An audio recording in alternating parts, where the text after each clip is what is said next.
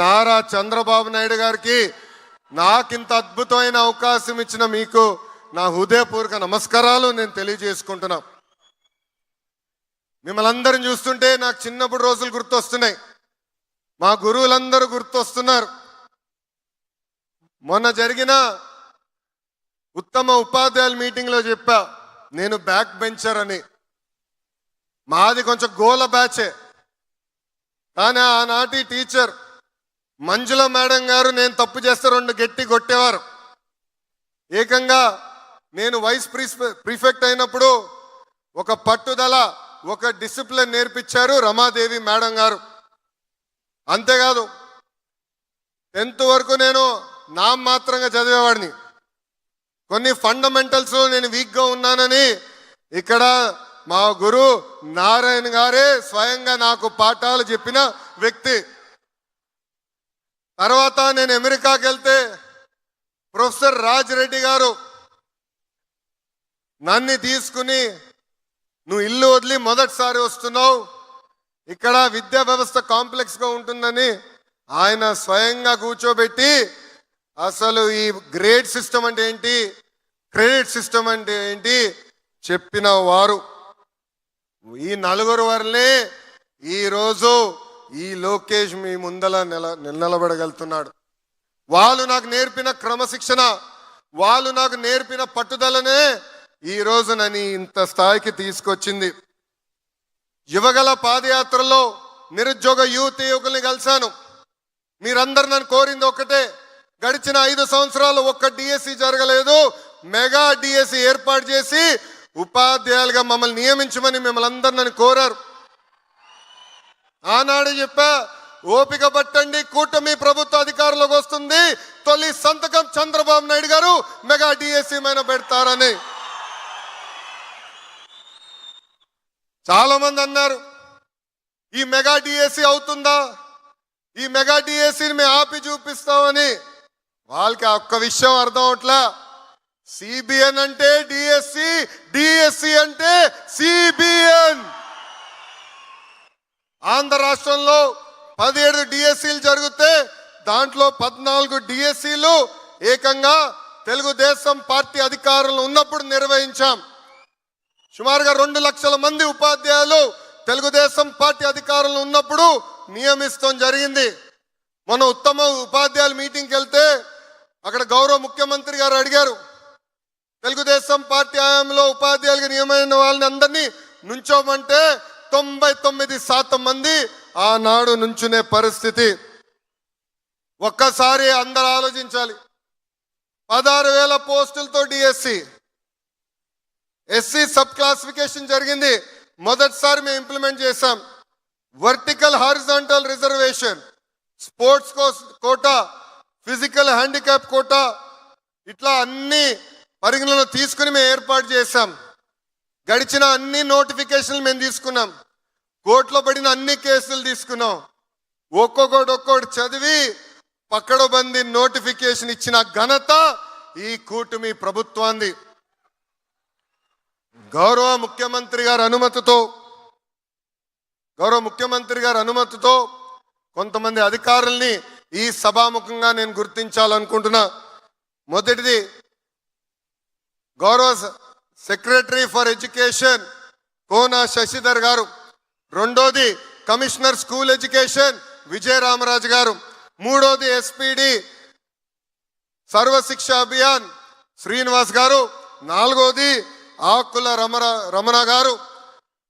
తెర ముందల మేం కంపడినా తెర వెనకాల అహర్నిశలు కష్టపడి ఎక్కడా మీకు ఒక్క ఇబ్బంది రాకుండా అద్భుతమైన నోటిఫికేషన్ వీళ్ళు ఇచ్చినందుకు ఈ సభాముఖంగా మనందరం కృతజ్ఞతలు తెలుపుకోవాల్సిన అవసరం ఉంది.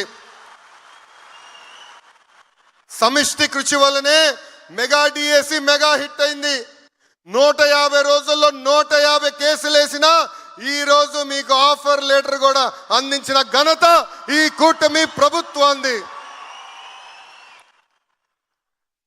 విద్యా వ్యవస్థలో అనేక సంస్కరణలు తీసుకురావాలన్న ఆలోచనతో నేను పనిచేస్తున్నా. విద్యా వ్యవస్థని రాజకీయాలకి దూరంగా పెట్టా. అందుకే మీరు చూస్తే డాక్టర్ సర్వేపల్లి రాధాకృష్ణ గారి పేరుతో స్టూడెంట్ కిట్ అందిస్తున్నాం. డొక్క సీతమ్మ గారి పేరుతో మధ్యాహ్న భోజనం ఈరోజు మన ప్రభుత్వం అందజేస్తుంది.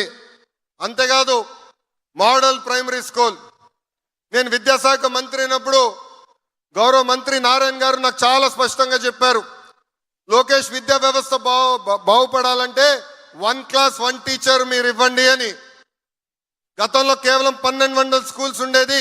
అలాంటిది గౌరవ ముఖ్యమంత్రి గారి ఆదేశాల మేరకు 9600 స్కూళ్ళు ఈరోజు 1 క్లాస్ 1 టీచర్ కూడా మన ప్రభుత్వం అందజేసింది. సాటర్డే నో బ్యాక్ డే చేశాం. ఏకంగా చాగంటి కోటేశ్వరరావు గారిని క్యాబినెట్ ర్యాంక్ ఇచ్చి నైతిక విలువలపైన సలహాదారులుగా నియమిస్తాం జరిగింది. ఈ సభాముఖంగా చాగంటి కోటేశ్వరరావు గారిని నేను అభినందించాలనుకుంటున్నా. ఆయన క్యాబినెట్ ర్యాంక్ ఇచ్చిన ఒక్క కారు తీసుకోలేదు, ఒక్క ఫోన్ తీసుకోలేదు, కనీసం నా ఆఫీస్కి వచ్చినప్పుడు ఒక్క బాటిల్ నీరు కూడా ఆయన తాగలేదు. ఆయన నాకు ఒకటే చెప్పారు, గౌరవ ముఖ్యమంత్రి గారు నాకు పవిత్రమైన బాధ్యత ఇచ్చారు, ఆ బాధ్యత నిలబెట్టుకునేకి నేను అహర్నిశలు కష్టపడతా, 4 పుస్తకాలు రాస్తున్నా, ఆ పుస్తకాలు పిల్లలకి అందజేయి, అది చాలు నాకు లొకేషన్.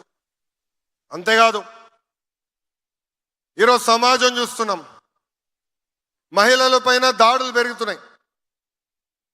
ఇది మార్పు రావాలంటే మహిళలు గౌరవించాలనేది పాఠశాల దగ్గర నుంచి నేర్పించాలి, నర్సరీ నుంచి నేర్పించాల్సిన అవసరం ఉంది. అందుకే మగవాళ్ళు ఆడవాళ్ళు సమానంగా గౌరవించాలని నేను బలంగా నమ్ముతున్నా. ఆ మార్పు ఎప్పుడైతే మన ఇంటి నుంచి మొదలవుతుందో అప్పుడే సమాజంలో ఆ మార్పు వస్తుంది.